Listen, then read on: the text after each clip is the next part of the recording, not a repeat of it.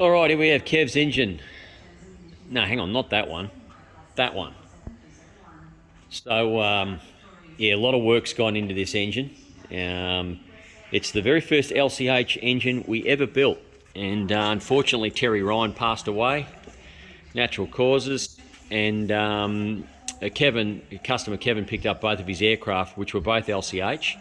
And this one here is the very first one we ever did.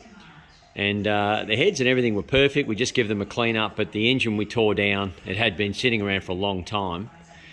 And so he basically took the engine right down to the bottom end, removed the accessory section, the stump, replaced the big end bearings, cylinders, hone, rings, pistons, a valve job, and all new seals right through. Brand new prop bolts, brand new flywheel bolts.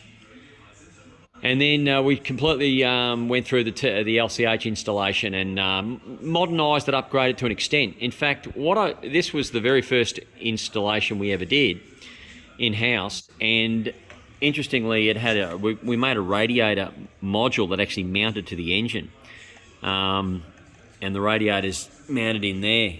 And I've actually retained all that. The oil cooler's been put in there as well. You can see the oil cooler running there, going down there, and then into the oil cooler, which is sitting right there. You can just see it. And reportedly that works out okay. So why, if it ain't broke, why fix it? So we're going to retain all that. That all fits inside the cowl. The cowl has, from memory, a little modified lump on the bottom of it to allow all that to fit in. It's not quite as compact as we do today, but why change it? You know, it's got a nice big scoop on the front. All the hoses have been upgraded. We kept the Davies Craig pump. There's nothing wrong with that. It's actually a good setup. Why change it? So we've left all that alone. The common rail is steel and been plated, but we kept that. We changed all the hoses, and I added a header tank. I got rid of the original junction, which was a bit cruddy, and I've replaced all that now with a header tank. So that'll give it a little bit more reservoir. It's a convenient spot. Also, I've removed the temperature probe from there and put it on the header tank, which will be perfect. And that's the earth strap for the the header tank, which is clearly double insulated. So it'll be mounted. That's the earth wire for it. That's the sender wire. But back here, it's looking really good. All the ignition leads were all checked and clean. New spark plugs. Everything's spot on. So big job, but nice and tidy. Cylinder, of course, high temp paint. The nuts were replaced. The old hex nuts were replaced with 12-point nuts. As I said, new seals right through. And we put a more modern exhaust on it. So it's came with 2 exhaust systems. And this has got the tapered seat system on it now, which matches our head. Our head can take the early gasket type exhaust or the tapered, either or. But this is a better setup. It's got the tapered exhaust system with no tapered exhaust seat, I should say, with no gaskets. I rerouted the new water line actually through with the other water line, so it's well away from the exhaust now. I think that's a better setup coming through here now, and up to the header tank. Header tank's just been mounted on idle clamps to the engine mount. Brand new Rotec rubbers. These are the harder compound rubbers. They don't tend to distort as much, and yet still offer enough cushioning. So a new oil filter. It'll have oil. We might even put some coolant in it because it's a completely sealed system. So I might vacuum the system, put coolant in it, and I might even mount it to a stand and put we've got a flywheel on it. We might mount it on a flywheel, actually run it on the stand, just give it a quick buzz. Yeah, looks great. Very pleased with this. I'm sure the customer will be happy. I hope he is. Yeah, it's like a new engine. Will give him no troubles whatsoever. This engine, I believe, had done quite a bit of time on the aircraft. I had seen it fly. It was based in Tocumwal. They were using it for glider towing, believe it or not. No problems at all. One of the early claims that Terry made, the original owner, was that he could climb full power, wide open throttle, to 5,000 feet with no issues at all with temperature. and that was our very first installation. Oh, the other thing I did on these heads too is I replaced the cast iron valve guides for the now bronze guides. We had cast iron guides in them originally, but they weren't as good as the bronze ones. So we've got the bronze ones in there, which is how we've been doing it for a long time now.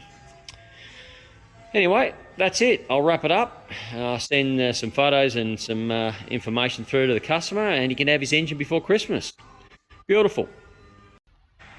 Yeah, just quickly, I just flipped the engine upside down on the engine build stand, so you can see the upside underneath of the engine. There's a lot to be taken, a lot of detail there to take in as well. So as you see, we've the intake pipes were pretty cruddy looking, so we sandblasted them and repainted them black, which I think is a really neat finish for them. So they look good.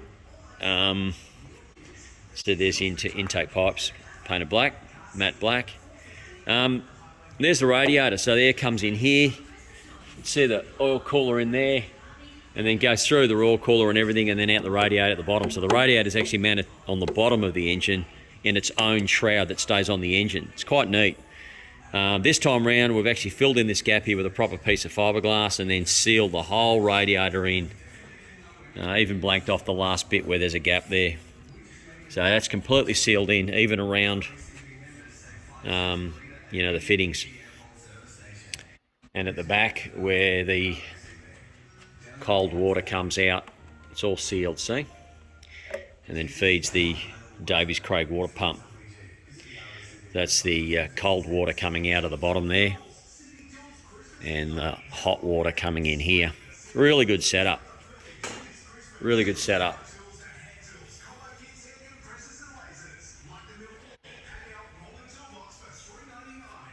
It literally could run on this rig. Obviously, I'd have to turn it around and mount it the other way, but yeah, put a flywheel on it, some fuel and a battery, and she'll fire up. Anyway, just thought you'd like to see the underneath of the engine, how it all works. Your header tank was a very convenient way of creating a junction for all the hoses. These are the return hoses. Remember, the engine's upside down, so these are the return hoses from the heads.